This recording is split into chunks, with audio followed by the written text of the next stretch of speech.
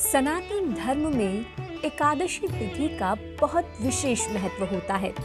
प्रत्येक माह में 2 एकादशी तिथि आती है, एक कृष्ण पक्ष में और एक शुक्ल पक्ष में। वर्ष में कुल 24 एकादशी तिथियां पड़ती हैं। हर एकादशी का अपना अलग नाम और महत्व होता है। ज्येष्ठ माह के शुक्ल पक्ष में पड़ने वाली एकादशी को निर्जला एकादशी के नाम से जाना जाता है।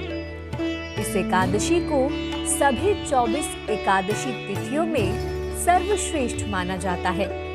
मान्यता है कि निर्जला एकादशी का व्रत करने से साल भर की एकादशी व्रत करने के बराबर फल की प्राप्ति होती है। धार्मिक मान्यताओं के अनुसार निर्जला एकादशी का व्रत प्रत्येक व्यक्ति को करना चाहिए। तो आइए जानते हैं वर्ष 2022 में पड़ने वाली निर्जला एकादशी की तिथि, शुभ मुहूर्त, पूजा विधि और व्रत कथा। इस वर्ष निर्जला एकादशी का व्रत 10 जून 2022 को रखा जाएगा। पंचांग के अनुसार ज्येष्ठ मास की एकादशी तिथि की शुरुआत 10 जून को सुबह 7:25 से होगी और इसका समापन 11 जून को सुबह 5:45 पर होगा। इस व्रत का पारण 11 जून दिन शनिवार को सुबह 5:49 से 8:29 के मध्य किया जाएगा।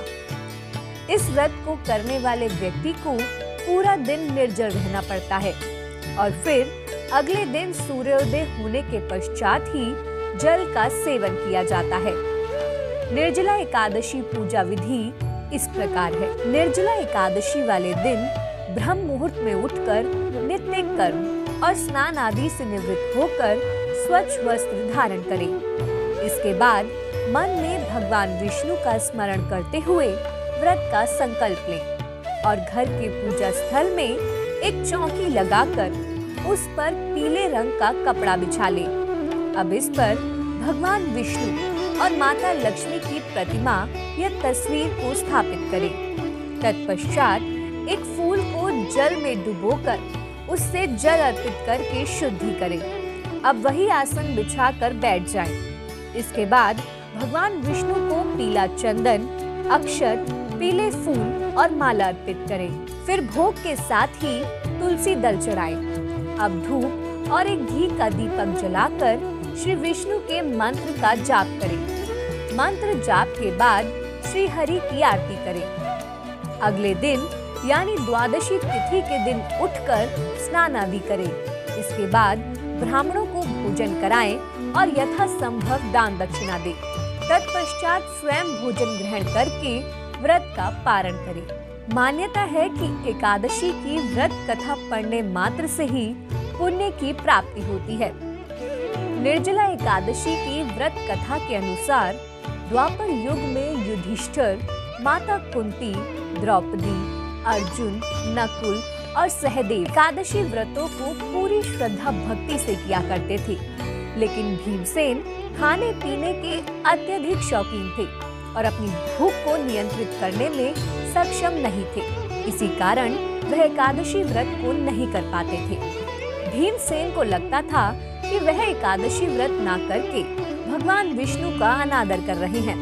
इस दुविधा से उभरने के लिए भीमसेन महर्षि व्यास के पास गए और बोले कि हे पितामह, मेरे पेट में वृक नामक अग्नि है, जिसके कारण मैं भोजन किए बिना नहीं रह सकता।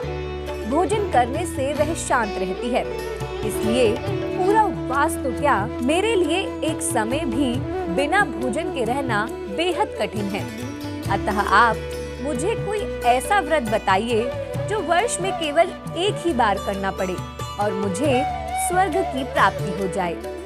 तब महर्षि व्यास ने भीमसेन को साल में एक बार निर्जला एकादशी व्रत को करने की सलाह दी और कहा कि निर्जला एकादशी साल की 23 एकादशियों के समान है।